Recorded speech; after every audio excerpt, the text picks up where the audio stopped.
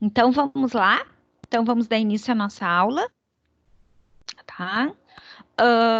A nossa aula hoje vai ser para finalizar a nossa avaliação cardiopulmonar, tá? Eu vou falar agora de 3 testes específicos que a gente utiliza muito para fazer avaliações cardiorrespiratórias no meu paciente. Vou explicar esses testes para vocês, né? Cada um deles, para que serve, como é que é. E depois eu vou falar sobre a aerossolterapia, tá bem? Então, quando acabar esses slides, eu coloco mais. Então, vocês viram que eu tô com frio, eu tô até de jaqueta hoje. Acho que tô muito parada, velha. Velha sente frio, muito parada. Bom, então, testes específicos. Um dos testes que nós utilizamos, o nome dele é PicFlow, tá? Ele avalia o grau de obstrução da via aérea. Eu vou só mostrar aqui para vocês terem uma ideia do que é o aparelhinho de PicFlow, tá? Qualquer um desses é PicFlow, tem uns mais bonitos, uns mais feios, mas todos eles têm o mesmo objetivo, né? O mais antigo que eu sempre trabalhei, que tem nos hospitais, é esse transparentezinho, o PicFlow que a gente acostuma, mas não muda nada, tá? O que muda só é a parte de fora dele, ok? Aqui é o bocal onde o paciente vai acoplar a boca para fazer o teste, e aqui esse vermelhinho é o que vai subir durante o teste. Então, vou voltar lá para falar do teste para vocês. Então, o que o PicFlow faz? Ele mensura, né, o grau de obstrução através do meu pico do fluxo expiratório máximo. Então, ele faz um fluxo expiratório máximo e eu consigo avaliar o grau de obstrução da minha via aérea. Então, vocês vejam como ele é importante para mim, né? Porque eu vou poder quantificar o quanto a minha via aérea está obstruída. Eu vou saber o que realmente está acontecendo dentro da minha via aérea. E isso vai me dar um norte, né, para onde e para que técnicas e para tratamento medicamentoso ou não, para o que eu vou querer trabalhar com o meu paciente naquele momento. Se é um momento que vale a pena fazer físio, se ele está muito obstruído, se primeiro eu tenho que entrar com corticóide para fazer um relaxamento de via. Então, eu consigo ter bem pré-estabelecido esse grau de obstrução. Por que eu vou usar, né? Para que é esse meu PicFlow? Qual é o... Desculpe. Qual é o objetivo desse meu PicFlow? É avaliar a gravidade e monitorar o curso da doença. Ou seja, eu vou dar um exemplo para vocês, tá? Vou entrar num exemplo de asma, aonde nós temos uma obstrução da minha via aérea por um broncoespasmo, tá? Esse meu paciente, ele acaba tendo a diminuição do diâmetro da via aérea, porque causa um broncoespasmo na minha via. Então, a minha via, que tinha um diâmetro maior, ela fica com um diâmetro menor, porque foi feito um broncoespasmo, um fechamento da via pela musculatura lisa ter se contraído. Então, na minha asma, o que eu posso através do meu PicFlow? Eu posso fazer o PicFlow no meu paciente e eu vou conseguir ver se esse meu paciente ele está realmente num momento de gravidade importante, se ele está num grau de obstrução grande ou se ele está recém no início da minha asma, ele recém está iniciando aquele processo de broncoespasmo. Eu vou conseguir monitorar de um dia para o outro se meu paciente apresentou melhora daquela minha obstrução. Eu fui lá, fiz um PicFlow hoje de manhã, deu um grau máximo de obstrução. Aí eu vou lá e faço o PicFlow amanhã. O meu paciente já me apresenta, né, uma numeração, uma quantidade, né, em numeração, que vai me demonstrar que ele já está com um menor nível de grau de obstrução. Então, eu consigo avaliar o meu paciente, a ordem de obstrução da patologia do meu paciente, tanto para melhor quanto para pior, eu vou conseguir definir através do meu PicFlow. Deixa eu admitir aqui mais gente, vamos ver se essas pessoas vão conseguir entrar.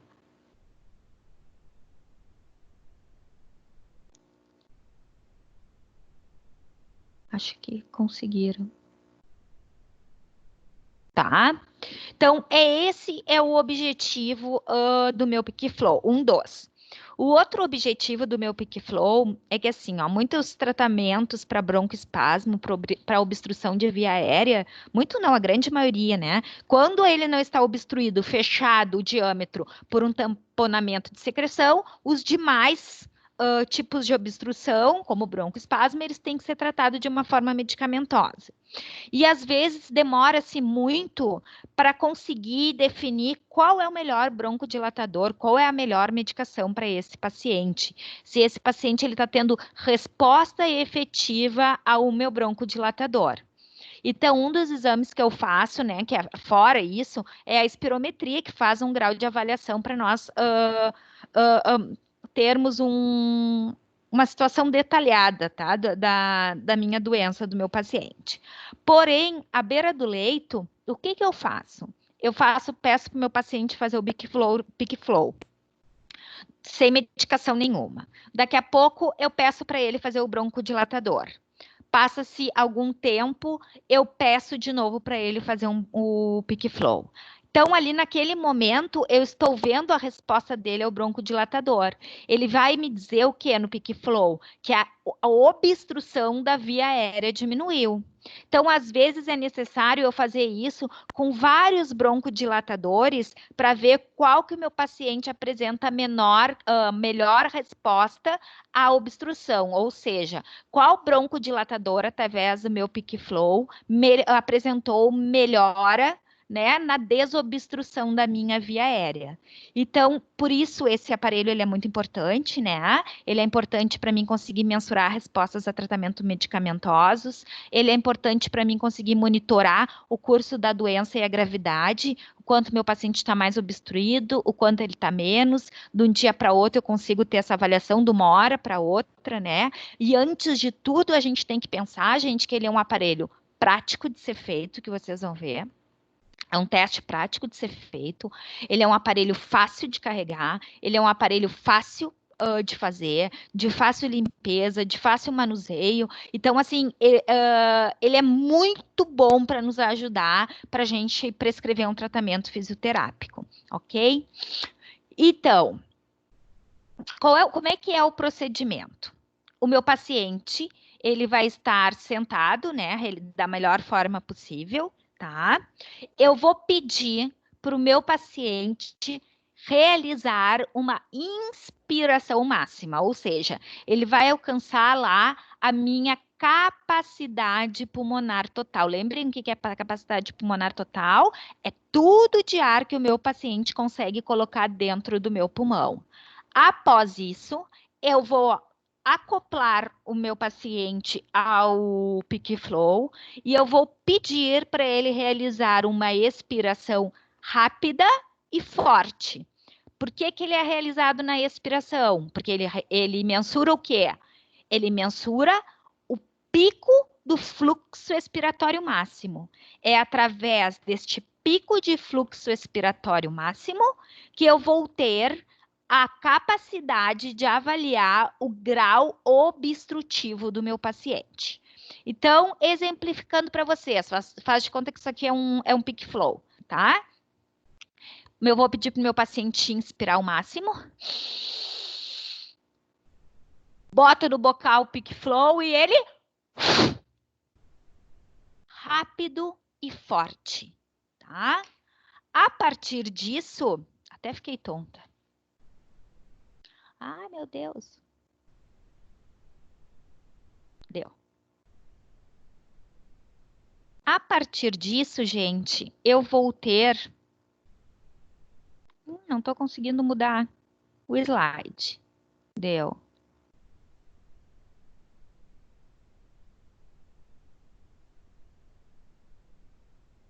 Eu não sei o que acontece, que ele está toda hora pedindo... Não sei o que é aquilo ali. Então, assim, a partir disso, gente, eu vou ter valores pré-determinados. Esses valores pré-determinados, eles são de acordo com uma tabela, tá? O PicFlow vai me dar um valor ali. Eu tenho uma tabela de acordo com o sexo, masculino ou feminino, que vai me dizer qual é o valor da obstrução desse sexo feminino com idade de 40 anos, vamos pensar assim. Ele dá tal valor no PicFlow. Então ele tá assim, tá assado. Eu tenho uma tabela de referência que eu vou procurar e vou mandar para vocês, que eu não sei por que não tá aqui.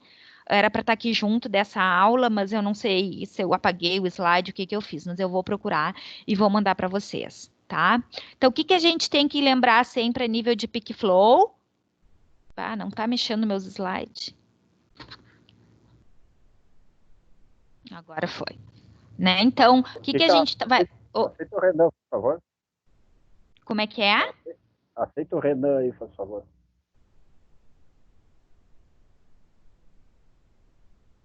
Eu não sei por que eu tô tendo que aceitar hoje. É que ele entrou agora, deve ser. Não, eu tive que aceitar todos vocês para vocês aparecerem para mim. Será que deu? Pergunta para ele se deu, Marcelo. Só um pouquinho.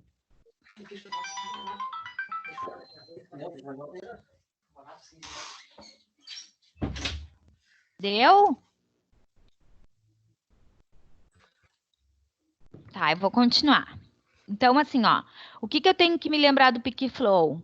Então, ele mensura o pico de fluxo expiratório máximo, que a partir disso eu sou capaz de avaliar o grau de obstrução naquela minha via aérea, tá? O teste é feito, eu peço para o meu paciente uma inspiração máxima, coloco o aparelho no bocal e sopro numa expiração rápida e forte. Os objetivos eu vou avaliar a gravidade, né? E eu vou avaliar o tratamento medicamentoso que está sendo feito nesse meu paciente. Então, né, gente, acho que o exemplo mais ou menos eu já falei para vocês, né? Se um paciente ele é um paciente asmático, eu vou conseguir durante o período que eu estou acompanhando ele, né? Eu vou conseguir ter bem certo o período de exacerbação máximo da asma, eu vou conseguir saber qual é o dia e qual é o momento em que esse meu paciente ele está apresentando um maior grau de obstrução. Gente, fechem os microfones que está ecoando aqui para mim. Eu vou conseguir ver o dia que ele está pior, o dia que ele está melhor.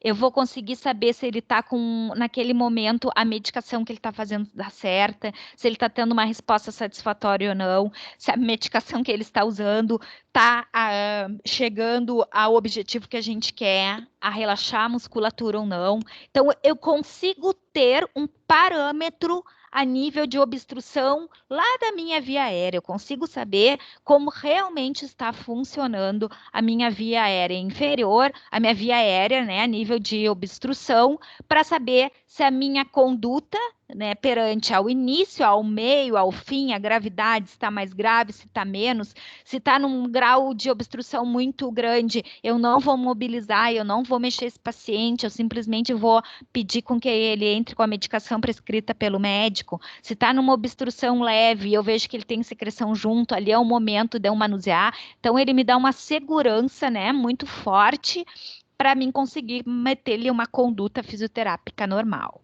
ou correta.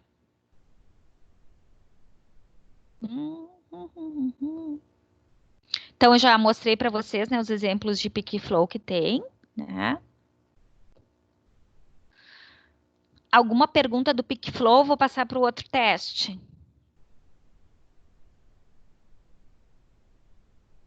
Então, tá. O outro teste que a gente faz a nível de beira de leito de fisioterapia respiratória, exibição privada desabilitada. O que é isso, gente de Deus? Só um pouquinho. Hoje está aparecendo tudo e mais um pouco.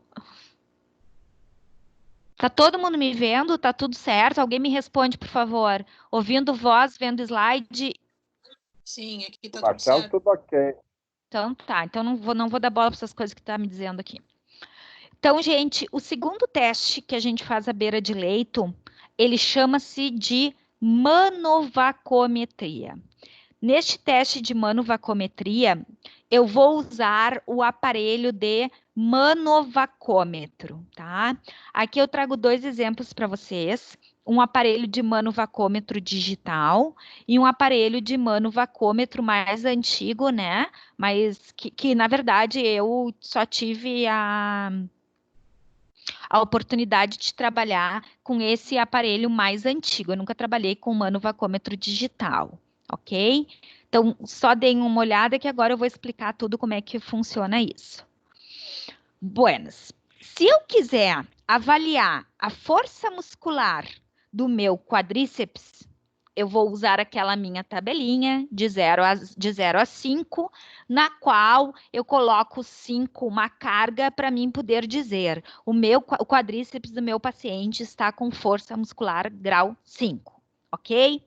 Buenas. Então, quando eu quero mensurar a força respiratória da musculatura respiratória do meu paciente, eu também tenho um teste para fazer. Assim como no meu quadríceps eu uso aquela tabela de 0 a 5, aqui quem faz isso para mim é o meu manovacômetro. Então, o objetivo do meu manovacômetro é mensurar a força da minha musculatura respiratória. Como que ele faz isso? Ele vai me dar um valor de pressão negativa, que vai ser a força da minha musculatura referente à força da minha musculatura inspiratória. E ele vai me dar um valor de pressão positiva, que vai ser referente à força da minha musculatura expiratória. Continua me pedindo para admitir gente ali. Gente chata, essa que chega atrasada e para tudo.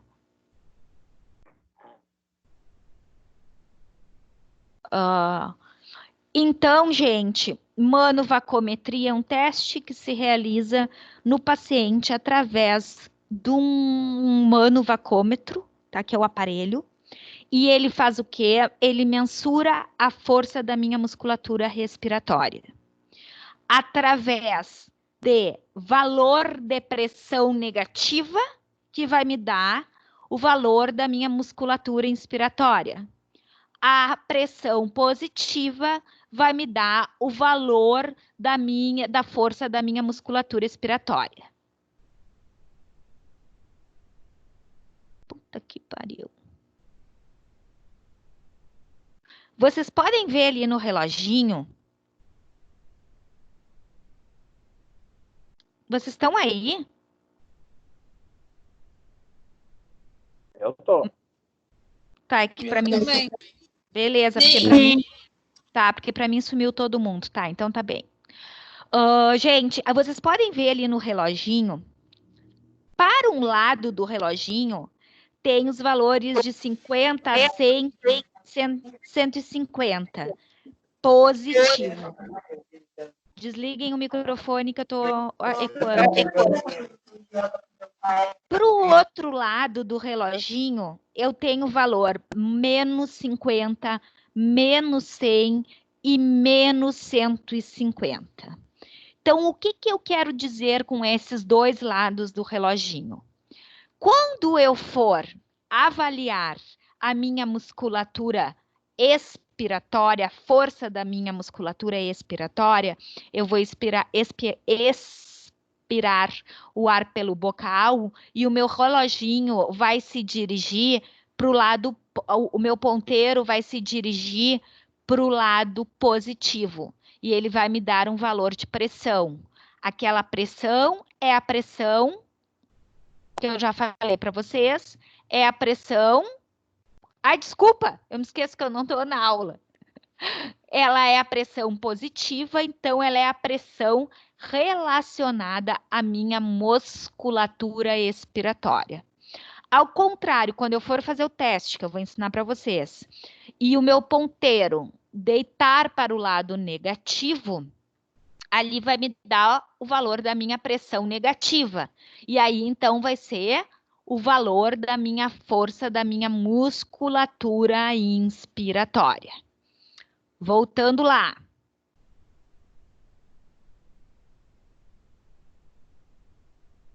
Então, gente, manuvacometria, vou usar o meu aparelho de manuvacômetro. E agora eu vou repetir esse conceito que eu acho que vocês vão entender melhor.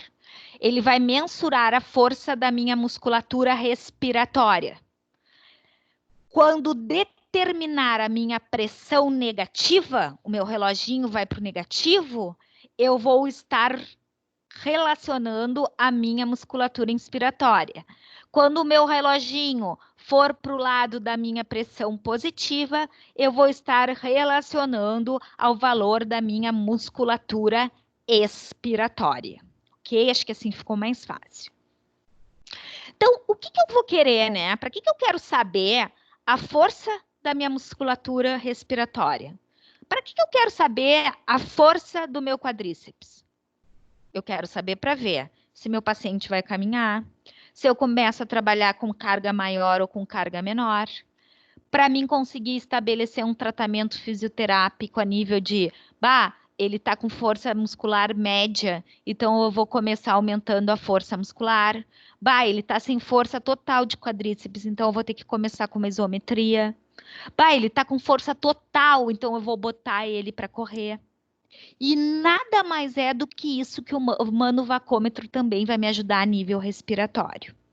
Ele vai me ajudar a diagnosticar insuficiência respiratória, ou seja, através dos valores do meu manuvacômetro, eu vou conseguir perceber se o meu paciente está com a musculatura respiratória dele com fraqueza, com fadiga ou com falência.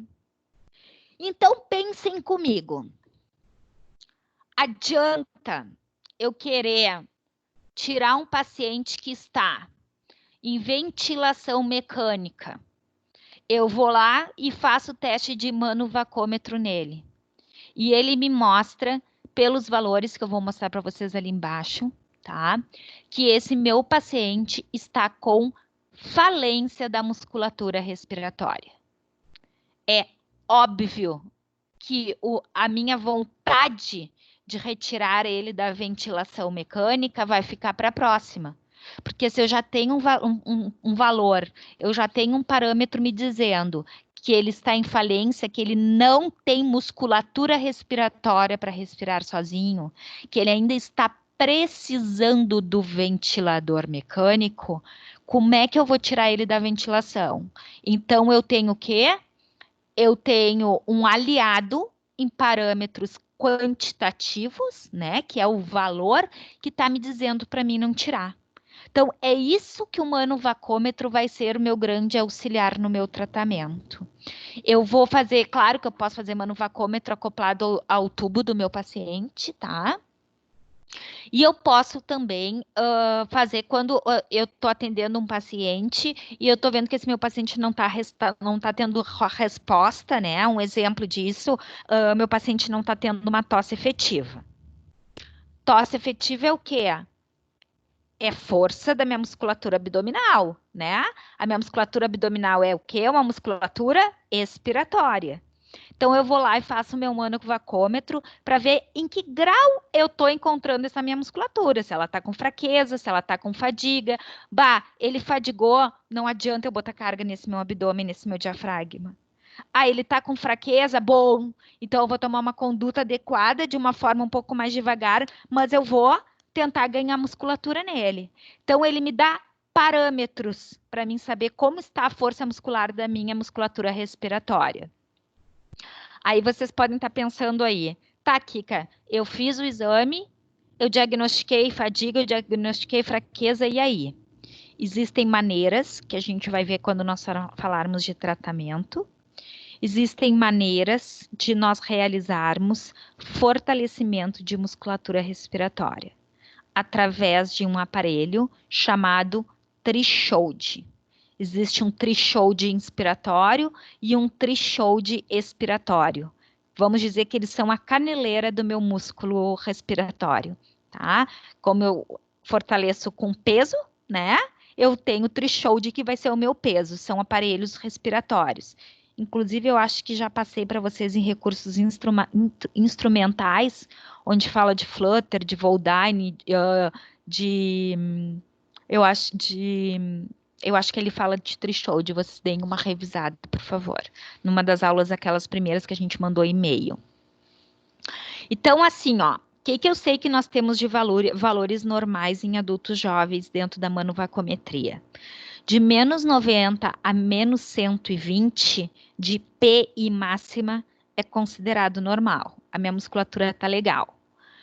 Minha musculatura inspiratória. De mais 100 a mais 150 de PE máxima, eu também sei que, ok, a minha musculatura está bem, a minha musculatura expiratória está legal. Quando eu for ter o diagnóstico de fraqueza, vai ser em cima da minha PI máxima, tá? O valor tem que estar entre menos 40 a menos 75.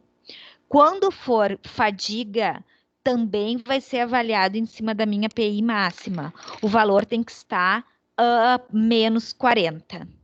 Quando for falência, eu vou ter o meu valor abaixo de menos 20 centímetros de água. Ok?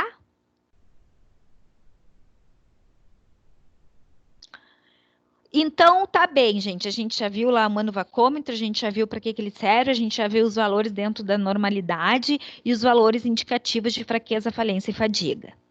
Agora nós vamos ver como a gente faz esse exame, tá?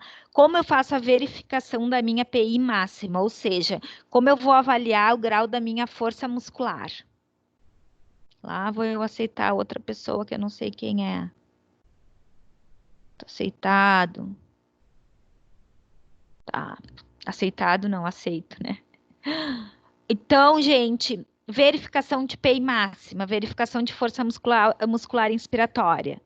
Meu paciente vai estar, indivíduo vai estar sentado com tronco em 90 graus, com corpo relaxado, e ele vai ter que ter o nariz ocluído por um clipes, tá? Quando eu for fazer a minha avaliação da minha PI máxima. O meu indivíduo vai realizar, primeiramente, uma expiração até o volume residual, ou seja, ele vai primeiro tirar tudo que ele tem de ar, vai chegar lá naquela minha quantidade de ar que fica só aquele volume residual que a gente não consegue tirar do pulmão, lembram? Quando a gente falou de volumes e capacidades? Então, ó, eu vou soprar tudo o que eu tenho primeiro no pulmão. Depois de eu soprar, eu vou colocar o meu paciente, né? Ou botar no tubo, ou botar na boca do meu paciente, e eu vou pedir para que ele puxe todo o ar com a força pulmonar total. Então, ele vai puxar todo o ar e ele vai precisar manter por 2 segundos. Então, vamos lá. Soprei até o volume residual.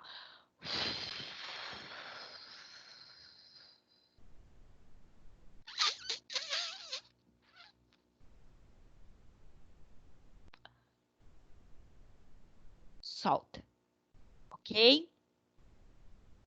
Quando eu quiser fazer a minha verificação de PE máxima, vai ser ao contrário, né? Eu vou puxar todo o ar até a capacidade pulmonar total, vou colocar o bocal no meu paciente e vou soltar o ar bem forte até atingir o meu volume residual. Então, eu vou puxar todo o ar.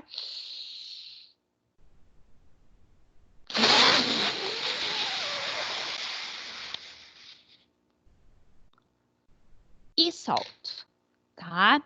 Eu preciso fazer 3 vezes isso no meu paciente. E a partir das 3 vezes feitas, eu elejo o valor mais alto para considerar a força muscular em isoês, dependendo do que eu estiver avaliando. Ih, ativar. Não, cancela.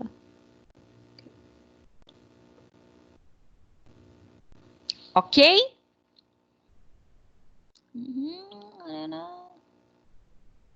Isso aí tudo eu já fiz. Já falei.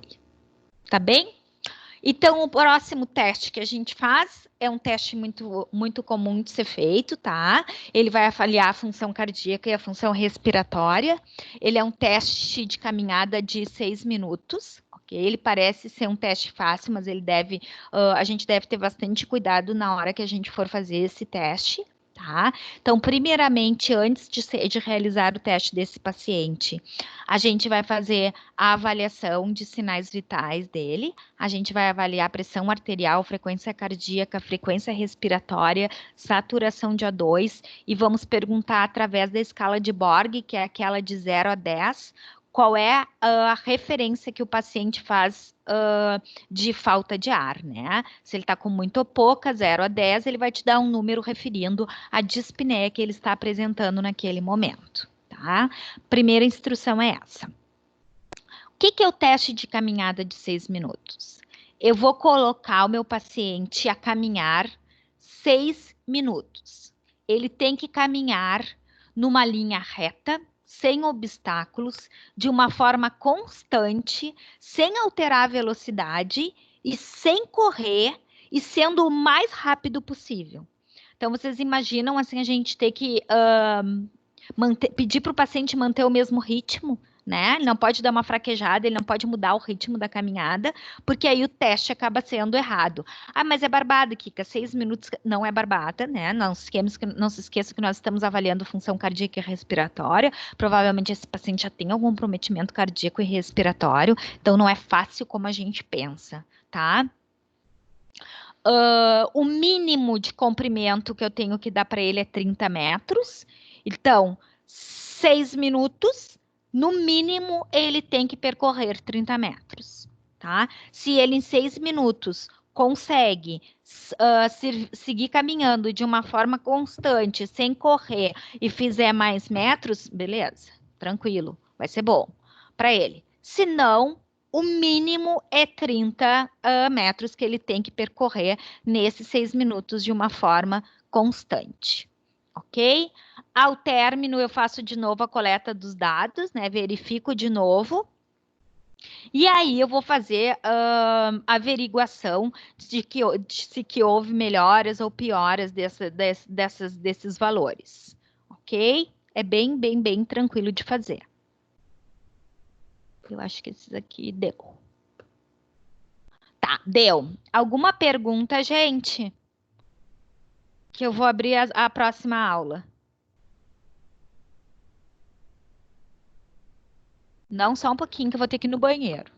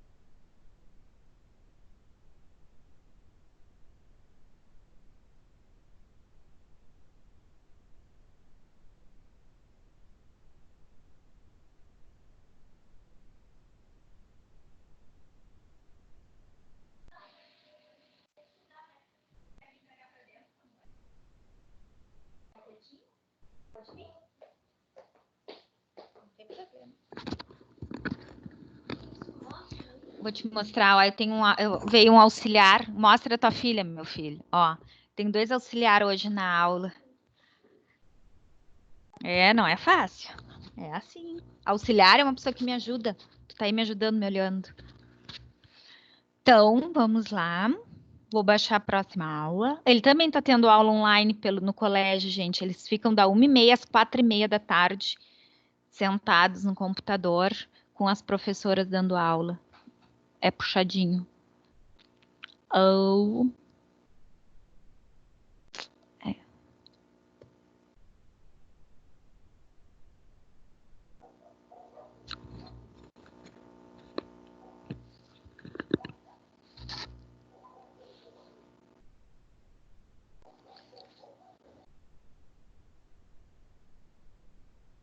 Tá abrindo.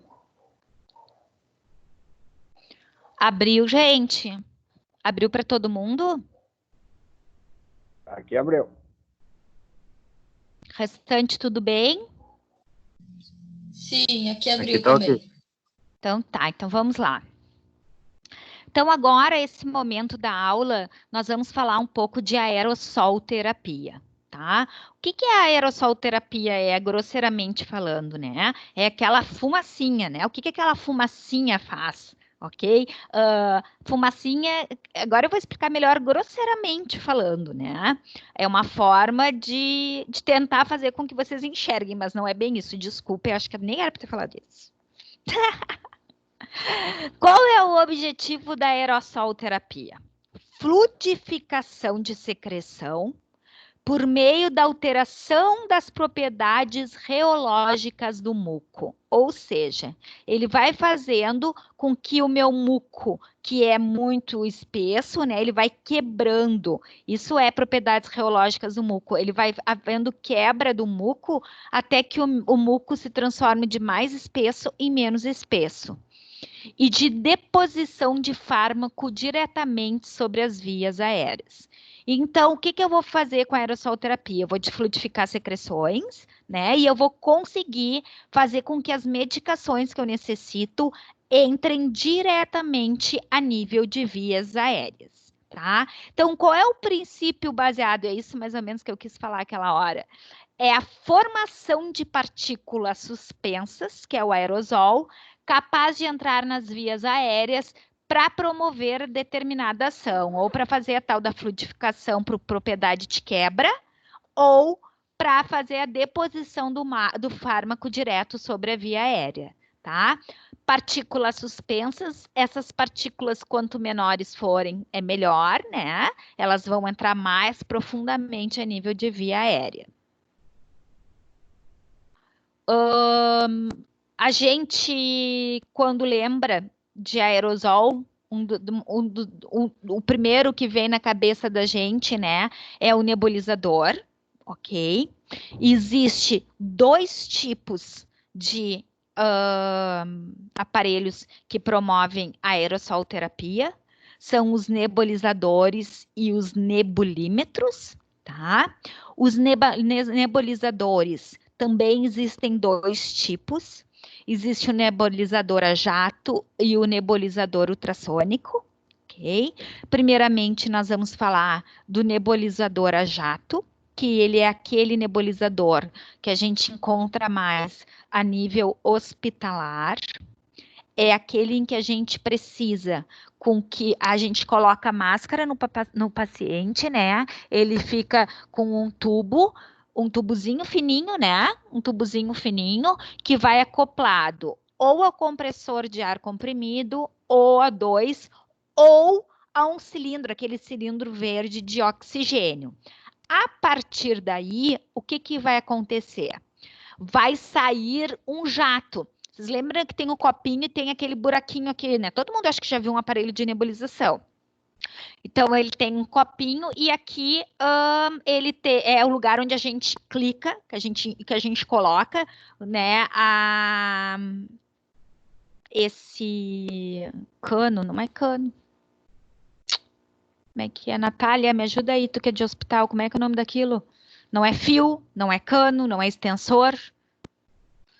Bueno. Como é que é o nome, gente? É um recipiente fino. O espaço morto antes da máscara, tu diz? Não, depois da máscara, aquilo que eu boto direto na parede. O fluxômetro? Não, entre o fluxômetro e a máscara.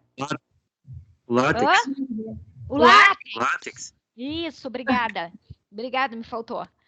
Então, assim, ó, gente, tem o copinho, tá? Aí eu coloco esse látex que vai preso ao copinho do meu nebulizador e vai preso no fluxômetro na parede, ou no ar comprimido, ou no oxigênio, que vai fazer o quê? Ele vai mandar um jato para dentro do meu copinho, que vai gerar um fluxo, que vai gerar uma velocidade e vai fragmentar o líquido em gotículas respiráveis, tá? E aí, isso é a forma de geração de aerosol quando a gente está num nebulizador a jato.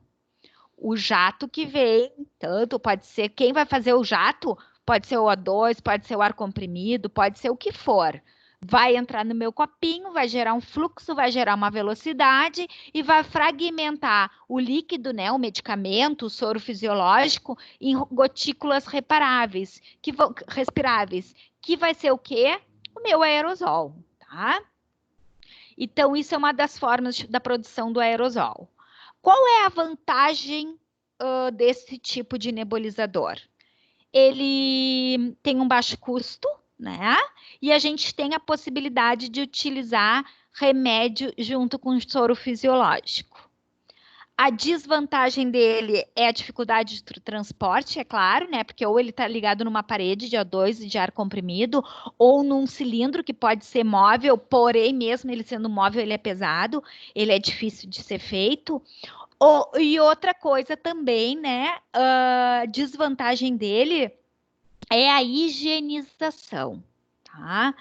Por que a higienização? Eu me lembro que logo que eu entrei na FAO, eu vim com essa ideia de faculdade e eu gostava muito e gosto ainda e faço quando dá.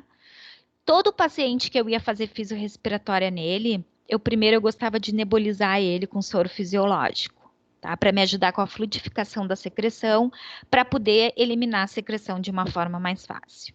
E aí, nesse tempo, né, um dos médicos veio conversar comigo e pedir que eu não fizesse mais isso. E aí eu me assustei, eu digo, mas eu não estou fazendo uma coisa errada, eu tenho certeza do que eu estou fazendo. Ele disse, não, Kika, não é erro na tua conduta. O erro é que a gente está pedindo para não fazer essa utilização de máscara aqui dentro do hospital. Porque a gente já viu que, infelizmente, as máscaras não são higienizadas da forma correta, então acaba disseminando muito mais vírus e bactérias do que a vantagem de fluidificar a secreção. Porque o que acontece normalmente, né? O paciente fica em internação 20 dias, exemplo, tá? E aí eu nebulizo ele. Infelizmente, essas máscaras, elas vão ficar penduradas 20 dias no leito do paciente. E o correto é nebuliza, tira, leva, lava. Se ele tiver que nebulizar 15 vezes ao dia, ele tem que nebulizar 15 vezes ao dia com máscaras novas e limpas, tá? Ele não pode ficar aquela máscara pendurada ali, pegando tudo que é bicho do meio, e eu nebulizar 15 vezes ao dia, 20 dias com a mesma máscara. Então, eles viram, né, de acordo com o que eles vinham analisando no hospital, eles viram que as infecções aumentaram por conta deste uso inadequado da máscara. Então, isso é um grande problema a nível hospitalar, a forma que se faz do manuseio da máscara, tá? Não é que está errado fluidificar a secreção, não, o problema é como a conduta dessa máscara depois, ela é feita pela equipe de enfermagem. Tá? Ela tem que ser trocada, ela tem que ser mudada. Ai, Kika, mas não é erro da enfermagem. O hospital é que pede para ser assim. Não, eu sei, gente. Eu conheço a logística do hospital. O que eu quero dizer é que, se a logística do hospital é essa, enquanto o paciente estiver internado, ele vai continuar utilizando aquela máscara para ficar na beira do leito, nós não podemos fazer isso, porque a gente vai aumentar o grau de infecção, tá? Outro problema desse aerosol é que quando a gente coloca a máscara para nebulizar o meu paciente, ele deposita também na face e nos olhos, né? A gente vê aquela fumacinha saindo tanto para os olhos quanto para a face, e isso em algum momento, se tiver alguma medicação, pode ser inadequado. Outro tipo de aparelho para nebulização é o que a gente encontra mais a nível domiciliar, né? É o aparelho ultrassônico. Até esse eu consegui botar uma fotinho para vocês. Existem vários modelos, né? Não só esse, tá? O que muda um para outro? A forma de gerar o aerosol. Estes aparelhos, os ultrassônicos, eles geram o aerosol mais ou menos pela mesma maneira que o ultrassom. Vocês lembram o ultrassom que a gente utiliza em traumato? Que o cristal, quando aquece, né, o cristal dele vibra e o cristal dele faz um efeito piezoelétrico e faz com que aqueça e faça o efeito do ultrassom. Por isso, volta e meia, quem trabalha com ultrassom vai ver, né? A gente tem que mandar aferir o cabeçote do meu ultrassom para ver se o cristal ainda está funcionando bem, porque se o cristal não vibrar e não funcionar bem, nós não vamos estar passando ultrassom normal, nós vamos estar só fazendo de conta, passando um cabeçote no paciente. Aqui, o efeito ultrassônico é o mesmo, tá? Através da vibração do cristal, ocorre a transformação do líquido em partículas de aerosol. Então, nós vamos ter a mesma fumacinha produzido pelo equipamento, só que a forma vai ser diferente. Um vai ser pelo jato e o outro vai ser através de um efeito ultrassônico. Tá? Qual é a vantagem? A vantagem deste aparelho é que a pessoa fica menos tempo no tratamento, né? Menos tempo fazendo a nebulização e que o equipamento é portátil. A desvantagem é clara que ele precisa de energia elétrica, né? E a distribuição de aerosóis. Neste tipo de aparelho, a distribuição ela é menos homogênea, tá? Do que no a jato. E isso é uma vantagem bem importante, né? Eu preciso de uma difusão heterogênea. Então, isso é uma desvantagem. Porém, né, gente, é bem claro e bem nítido, né? Que nós em casa, quando nós formos usar em nossos filhos, nossos pacientes a domicílio, é quase impossível a gente ter aquele outro tipo a jato, né? Só se nós comprarmos um cilindro de oxigênio, senão nós vamos ter o ultrassônico e ele vai funcionar legal, ele vai fazer um efeito bom também, ok? Então, nós falamos dos nebulizadores, agora nós vamos falar do... O Neto mandou outro áudio dizendo que ia perguntar e pediu umas fotos que ele tem contato em Porto Alegre, ele vai mandar para ver. Gisele, eu estou escutando toda a tua conversa. Não faz o amor. Tem aquele negócio que tem uma pedra que é carvão, não sei o que. Como é que a gente vai saber disso, né? Uhum. Gisele. Tem que estar com um molhão em cima. Gisele. E o dia que não mostrar a casa, era bom até o coisa junto, né? Gisele. Vocês estão escutando a Gisele também, gente? Lá no Mato Grosso, quando Sim, eu tô escutando. Tá? O que ela menos está fazendo é ouvindo a aula. Gisele, alguém tem o WhatsApp dela pedindo para ela desligar? A Janelle Já falou mandei no WhatsApp. que acha que o telefone dele é do Mato Grosso. Uma coisa assim. Que disse que... Já mandei o WhatsApp dela aqui. Tá? Obrigada. Não sei. Não sabia. Vou ver se eu ativo o mudo aqui de todos. Peraí.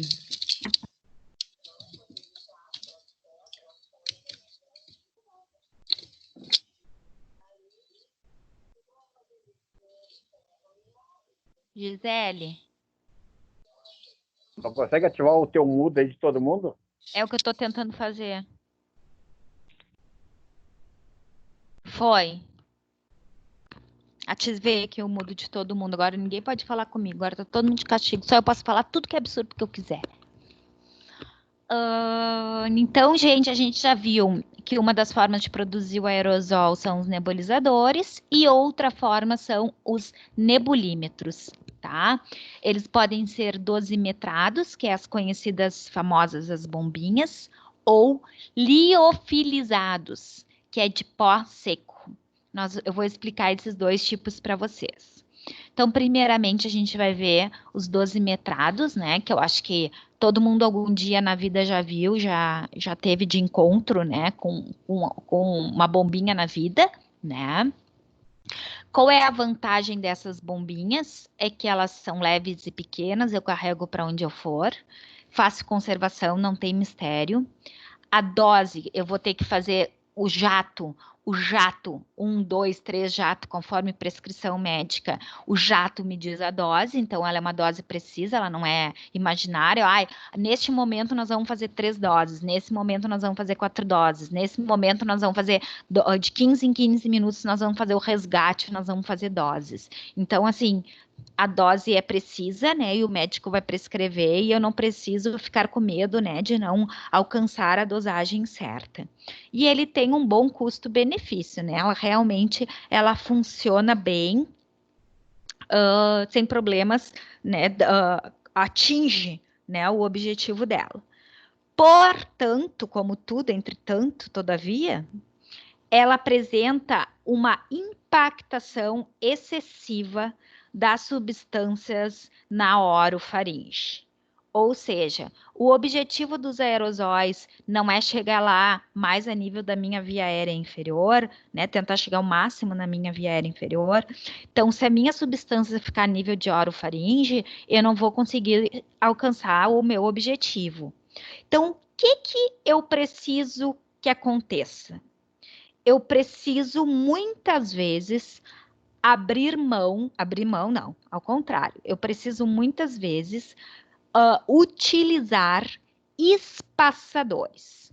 O que é os espaçadores? Eu botei aí 2 fotinhos para mostrar para vocês, né? Esse aparelho em transparente, um tem uma parte amarela, o outro tem uma parte em azul, né? Ele pode ser acoplado ao paciente, tanto com máscara ou, como vocês podem ver lá em cima, diretamente ao bocal, tá? Por quê, gente? Porque assim, quando a gente usa a bombinha sem espaçador e que a minha substância impacta na minha orofaringe, é porque as partículas ainda estão muito grandes.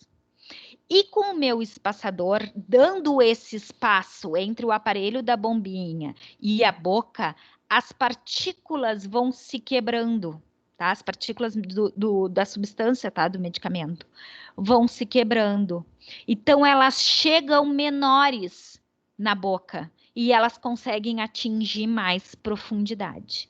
Então, é essa a lenda a lenda. É por isso que se utiliza o espaçador, né? Então, com criança, eu só utilizo com espaçador, eu nem sei, né? Colocar uma bombinha direto no paciente, porque eu acho que não tem o efeito desejado, né? Já está descrito em literatura que o espaçador é a melhor forma da gente fazer essa quebra de partículas medicamentosas e fazer com que essas partículas fiquem menores ainda para atingir maior profundidade. Então, sempre que vocês forem pensar em nebulímetros dosimetrados nas bombinhas, avaliam e elejam o melhor método, ok? Não vai mudar se é com bocal ou se é com máscara, que aí depende do paciente, né? Eu acho que a criança aproveita mais com a máscara, mas também pode ser com um bocal tranquilamente, ok? Eu lá no fim da aula eu vou explicar para vocês como fazer, tá? E aí tem os liofilizados. Eu não sei se vocês já tiveram a sorte de deparar com alguma desse tipo de aparato, né? O que é ela é uma bombinha, não deixa de ser, tá? Só que ela é em pó seco. A gente a transformação é de pó seco. Então, a gente introduz uma cápsula ali no aparelhozinho. Essa cápsula tem que ser quebrada e tem que ser inspirada. Então, o paciente, ele precisa compreender bem a realização dessa técnica e ele precisa exercer um alto fluxo inspiratório para ele ter a efetividade dessa técnica. Kika, quem que vai eleger qual tipo eu vou usar? Quem vai eleger é o médico, de acordo com a medicação, de acordo com o paciente, ele elege o qual que ele vai usar, que tipo de aerossol terapia que ele quer que o paciente dele utilize, ok? Então, nessa minha bombinha, não vou falar bombinha, nesse meu nebulímetro, ele vai colocar ali, vocês veem que tem as dragas ali, né? A gente coloca a medicação lá dentro, a gente coloca a draga dentro do aparelhinho, e durante o processo de inspiração, acontece a quebra dessa cápsula, que vai fazer a disponibilização de aerosóis. Então, vocês vejam que em todos eles, os meus aerosóis são disponíveis, cada um do seu jeito, um a jato, um ultrassônico, e esse com a cápsula. Todos têm a disponibilização do aerosol, mas cada um com um mecanismo diferente, ok? Então, o que eu quero pensar com vocês agora? Acho que eu já falei um pouco disso, mas eu vou falar novamente. O físio, ele pode escolher fazer a nebulização com soro fisiológico no seu paciente? Sim, ele pode. Ele pode introduzir alguma medicação? Não, ele não pode. A orientação, a prescrição de medicação junto é com o médico, tá, gente? Outra coisa, cuidado, acho que eu falei bem já isso, né? Quando for a nível hospitalar, para a gente ver cuidados com higienização, tá? Mas em casa é tranquilo, vai lá no copinho, bota um sorinho fisiológico, nebuliza o teu paciente para ver o que é. Para ver uma facilidade na retirada da secreção daquele meu paciente. A secreção mais espessa, ela vai ficar fluida e vai fazer com que a eliminação durante a tosse ou durante a aspiração seja mais fácil de ser realizada, ok? Alguma pergunta sobre isso, gente? É bem fácil, né? Não tem muito mistério, mas igual pode ter ficado alguma dúvida. Fala. Sobre o inalador ali. Eu vejo o pessoal abrindo a cápsula e colocando ali dentro. A gente pode fazer isso ou não? Pode. Não tem problema nenhum. Pode sim. Não tem por que não. É a mesma coisa que tu abrir um Dorflex e dar o remédio pro paciente. Tu não pode prescrever isso para ele, né? Mas tu pode fazer isso para ele sem problema nenhum, tá? Até assim, ó, gente, muitas vezes, o que é bom a gente ter em mente? Quando tu vai atender um paciente, tá? Esse paciente, ele tá com muita presença de secreção. E aí eu vou escutar e ele também está com presença de broncoespasmo. Então eu preciso fazer alguma dessas medicações nele, mas eu não posso, de maneira nenhuma, prescrever a medicação. Aí eu converso com o familiar, eu vejo se ele está com alguma medicação, algum corticóide, alguma coisa assim, prescrita, né? Aí o familiar me diz, sim, ele tá fazendo 3 vezes ao dia. Aí eu pergunto, ele já fez hoje? Ah, ele fez só de manhã. Ah, então ok, eu vou fazer agora antes da físio. Tá? Eu não vou introduzir no meu paciente se ele não estiver fazendo, mas eu posso dar essa arrumada no horário para quê? Se eu fizer o broncodilatador logo no início da físio, eu vou relaxar aquela via e eu vou conseguir eliminar a secreção. Se esse meu paciente está com um broncoespasmo severo e eu tentar fazer físio ali naquele momento, não vai adiantar nada. A minha via está fechada, a minha secreção pode ficar frouxa no pulmão, mas ela não vai sair porque a minha via está fechada. Então, é até melhor eu não fazer físio, tá? Porque eu vou aumentar o sibilo, eu vou aumentar o broncoespasmo. Então, eu vou usar essa bombinha como minha ajudante, tá? Mas eu tenho que ter cuidado para não correr o risco do médico não estar dando, eu prescrever, não. Eu posso fazer alterações de horário ou até combinar com a mãe. Mãe, que horário ela está fazendo a nebulização? Mãe, que horário ela está fazendo a bombinha? Ah, ela faz a bombinha às 7 da manhã, às 2 da tarde, às 8 da noite. Ok. Então, mãe, eu vou vir às 2 da tarde atender ela, tu dá uma segurada na bombinha, na nebulização, que for, que eu quero fazer antes de fazer a físio para minha fisioterapia ser eficiente e não piorar ela, tá? Então, aí que a gente usa essa medicação como aliada, ok? Então, assim, né, gente, a grande maioria das pessoas não sabe fazer a bombinha de forma correta, tá? Muitas vezes eu já vi médico, vi mesmo, assim, ó, paciente a domiciliar que eu atendo, eu vi o médico ir no pediatra, eu vi o paciente ir no pediatra, o pediatra prescrever a tal da bombinha, passar 2 dias e eu tá atendendo essa criança e a mãe veio me relatar que ela não melhorou. Aí a primeira coisa que eu faço, mãe, me mostra como é que tu tá fazendo a bombinha. 99,9% estão fazendo a bombinha errada, tá? Então, existe a forma certa de fazer a bombinha, eu vou ensinar agora para vocês. Independente se a bombinha vai ser feita com espaçador ou não, independente se a bombinha vai ser com máscara ou sem máscara, ela deve seguir esses princípios que eu vou dar para vocês, ok? A primeira coisa que a gente tem que fazer é tirar a tampa e mobilizar, mexer na medicação para misturar. Algumas medicações não precisa misturar, mas não erra, mistura, porque se tu misturar que não precisa, não vai ter problema nenhum. Então, ó, não é sacudir, é devagarinho, né? Não esqueçam que muitas dessas medicações são a pó, então tu não precisa, devagarinho, tu mexe na minha medicação, tu movimenta a minha medicação. Tu vais pedir pro teu paciente primeiro expirar o ar. Depois que ele expirar o ar, é que tu vai acoplar a bombinha na boca dele.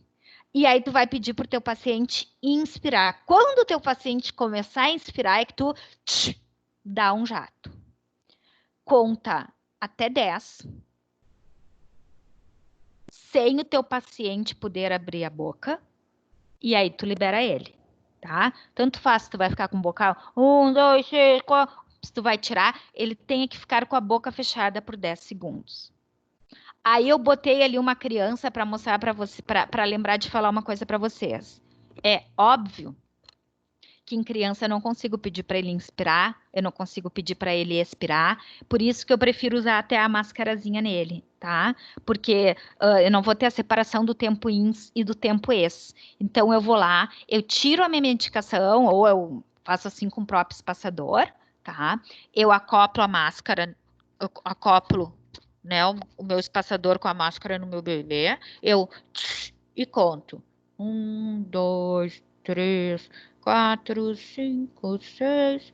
Normalmente eu canto musiquinha pra eles. 8, 9, 10 e deu! Que maravilha! Tu tira, sacode de novo e tu promove todo o ciclo de novo. Eu preciso ter esses 10 segundos com a medicação dentro da via para ela conseguir atingir vias aéreas mais inferiores, tá? Porque o que a gente vê aí na rua? E já guarda na bolsa e sai. Não é assim. Se alguém de vocês usa bombinha e usava assim, lamento informar que vocês usaram ela de uma forma adequada e vocês aproveitaram o remédio de vocês de 20% a 30% apenas, tá? A forma correta de realizar a bombinha é essa aí que vocês estão vendo. Alguma pergunta, meu povo? Vocês podem... Eu tenho que desativar vocês? Não. Não, é só cada um tira só o microfone e fala. Tá, vocês mesmos se desativam. Alguma pergunta? Como é que foi a aula? Foi muito chata? Foi muito pesada? Como é que foi? Tudo normal. Ai, normal. Chata, então, Marcelo. Chata. Não, tá louco. Muito bom. Ótima aula pra sexta-feira, né? Hã? Foi ótima aula sexta-feira, hoje sextou. Que sextou, hoje é quinta, menino. Não, mas amanhã é feriado. Ah, é que eu nunca dou aula sexta, para mim esse feriado não tá valendo, por isso que eu até me esqueço. Então, assim, um bom feriado, uma boa semana. Vocês não têm pergunta? Um bom final de semana, quer dizer, vocês não têm perguntas? Não? Professor, Hã? sobre a nebulização, Fala. tu falou ali que o uso da aerossol terapia pode ser importante no caso, às vezes os médicos, na maioria das vezes, os médicos eles prescrevem alguma medicação junto com a nebulização. Isso Sim. acaba aumentando a frequência cardíaca, né? A taquicardia do paciente pode ser benéfico para físio ou não? Não, provavelmente não vai ser benéfico para físio, né? Normalmente, as bombinhas, como é que é o nome dela? Eu quero dizer, a medicação que aumenta a frequência. E isso é uma das coisas que Marcos, a gente vai ver muito, porque isso já Berotec, população... né? Berotec, obrigada, Natália. Isso é uma das coisas que já toda a população sabe, né? Que a bombinha faz mal pro coração, é isso que a gente ouve, tá? Muitas vezes o médico prescreve a bombinha e os familiares não querem fazer a bombinha, porque faz mal pro coração. Mas é claro que se por um tempo, usado por um tempo curto, não vai fazer mal pro coração, né? E se for usado em uma patologia crônica, também vai ser dosificado de uma maneira que não faça mal para o coração. É aquela historinha do custo-benefício. Eu preciso fazer? Preciso. Vai aumentar a frequência cardíaca? Vai aumentar. Tem muitos pacientes que eles fazem na mesma hora, eles fazem o Berotec, então, na mesma hora eles referem que aumentou a frequência cardíaca. Mas isso não vai nos impedir de fazer a nossa fisiorrespiratória, porque a gente já sabe que não está havendo um aumento da frequência respiratória por causa da físio, já é bem estipulado que é pela medicação, então, para nós não tem problema, a gente realiza a físio igual, sem problema nenhum. Respondi tua pergunta, Marcos? Era isso? Então não precisa um espaço de tempo entre a nebulização e a físio, é isso? Não precisa. Não precisa, pode meter a mão. Não tem problema nenhum. Alguém mais, gente? Acho que tem alguém no banheiro, tá com barulho de banheiro. Tanto a nebulização quanto as bombinhas, elas são broncodilatadoras ou tem alguma outra função para elas? Sim, elas são broncodilatadoras. São corticoides.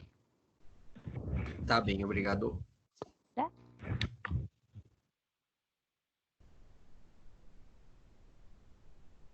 Alguma pergunta?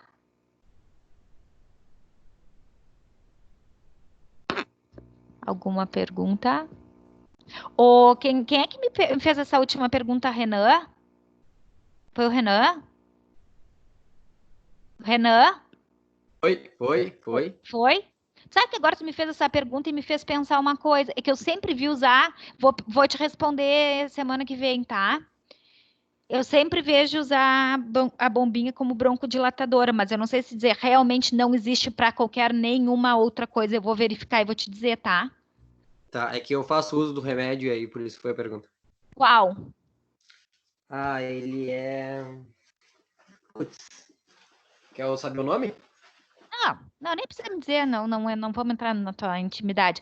Mas assim, ó, normalmente eu vou me certificar, porque eu não vou bater martelo e dizer é só broncodilatador, porque agora tu me pegou e eu sempre vejo para broncodilatação, mas pode usar para alguma outra coisa. Não sei se alguém tem alguma coisa para contribuir, para me ajudar. Marcos, Natália, que também tem visão de hospital, vocês sabem me ajudar? Eu não quero bater martelo, tá, Renan? Em te afirmar uma coisa que eu não tenho certeza. Eu sempre vejo só para isso, ok, só. Mas não é que só existe para isso. Eu vou ver até em outras patologias, em alguma outra coisa se existe. Talvez alguma medicação. Fala, Marcos. Talvez alguma medicação associada de uso restrito, assim, antibiótico, alguma coisa, mas no geral é broncodilatador mesmo. Não, antibiótico não vai na bombinha. Isso eu tenho certeza. Eu acho também que é só, mas vou me certificar, tá, Renan? Não vou te dar certeza para não cometer um erro. Eu só vi, tu entendeu? Eu só vi assim, mas não posso te dizer que é só para isso, porque eu não sei. Eu vou ver e te digo, tá? Eu já vi utilizando adrenalina, no caso, em criança. É verdade, ó, a adrenalina se utiliza mesmo. É verdade. E a adrenalina no momento de emergência, mas a adrenalina não é vasodilatadora? Eu acredito que sim, é no caso de